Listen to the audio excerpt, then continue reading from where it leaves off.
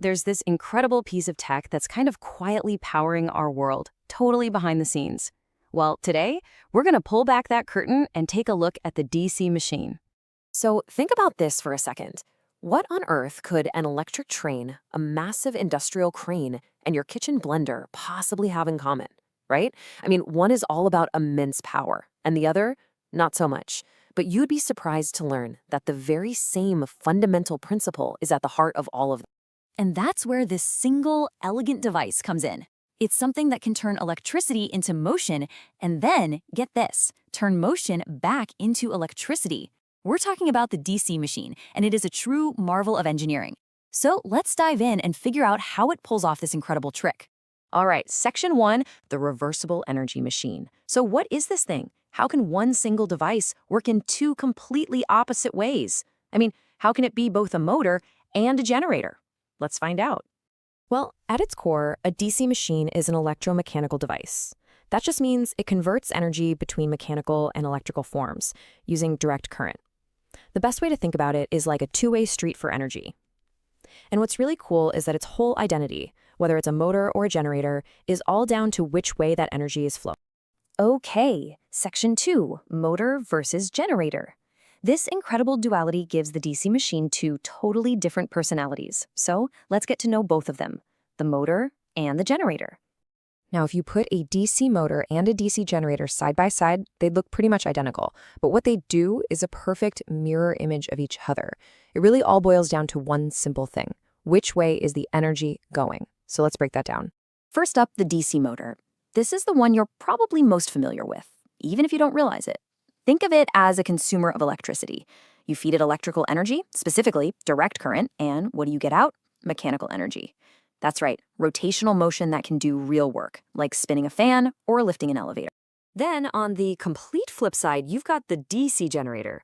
This one's a producer of electricity. You give it mechanical energy, you spin its shaft with an engine or a turbine or something, and out comes electrical energy in the form of DC power. It's the exact opposite process. All right, Section 3 is the anatomy of a DC machine. So the big question is, how on earth can one device do both of those things? Well, to figure that out, we've got to pop the hood and look inside. The secret is all in how it's built. So every single DC machine, it doesn't matter if it's a motor or a generator, is built around two main parts. You've got the stationary part, called the stator, and the part that rotates, the rotor. Let's start with the outer frame, the machine's skeleton, if you will. That's the stator. So the stator doesn't move. Its whole job is to set up a powerful stationary magnetic field, basically creating the stage for all the action. You've got the yoke, which is the frame holding it all together. Then you have the field poles, which are essentially electromagnets, and the field windings, which are the coils that power them up. And don't forget the brushes. Those little guys are super important. They're the critical link that gets the power to the spinning parts. Okay, now for the star of the show, the part that actually moves. Spinning right inside that magnetic field is the rotor, and it's really the heart of the machine. It's got the armature core and, wrapped around it, the armature winding. These are the copper conductors that are going to do all the heavy lifting. But see that last part on the list? The commutator? Oh man, you're about to see why that little piece is the absolute genius of this whole design. Okay, Section 4, the magic of commutation. Now we get to the really clever bit. The secret sauce that lets a DC motor spin continuously in one direction instead of just, twitching back and forth like a confused robot. This is the magic of commutation. So here's the problem you run into with basic physics. When you run current through a loop of wire, that's our armature, and put it in a magnetic field, it gets a push. It starts to turn. Great. But as soon as it spins halfway around, that same force starts pushing it back the other way. So you just get this rocking motion, back and forth, back and forth. So how do you fix that? How do you get a smooth, continuous spin in just one direction? And this is where that brilliant mechanical solution comes in. Let's walk through it step by step. First, current goes through the armature. The magnetic field does its thing and creates a force that makes it turn. So far, so good, but right as it spins past that halfway point, that force is about to flip and start pushing it backwards. This is the magic moment. Just as that's about to happen, the brushes hit a little gap on that spinning switch, the commutator. This instantly reverses the direction of the current flowing in the armature, and because the current is now flipped, the magnetic force gives it another push in the same direction as before. It's such a clever, purely mechanical solution to a physics problem. So let's zero in on that key component, the commutator. You can honestly think of it as the machine's mechanical brain.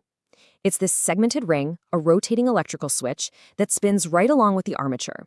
And at the exact right moment, just before the magnetic force would reverse, the brushes make contact with the opposite segments. This simple action flips the direction of the current in the armature. And that ingenious flip means the torque, the turning force, is always pushing the rotor in the same direction. That's how you get that smooth, non-stop rotation. Okay, Section 5, DC machines in action. So now that we've got the how figured out, let's connect it all back to the real world. Where do these things actually shine? This is what's so cool about them. Just by changing how you wire up the field and armature windings, you get totally different behaviors. You can have a series motor, which gives you a massive amount of torque right from a standstill, perfect for getting a heavy train or crane moving. Or you could have a shunt motor, which is all about constant speed, great for things like fans or machine tools. And then there are compound motors, which kind of give you the best of both worlds, which is why they're great for stuff like elevators. So what can we take away from this? I mean, in our super digital age of complex electronics and sophisticated software, what can we really learn from this marvel of 19th century ingenuity? I think it's a powerful reminder, right? It shows us that sometimes the most elegant, the most robust, and the most timeless solutions aren't the most complicated. They're the ones built on fundamental principles of physics, engineered with a kind of brilliant, beautiful simplicity.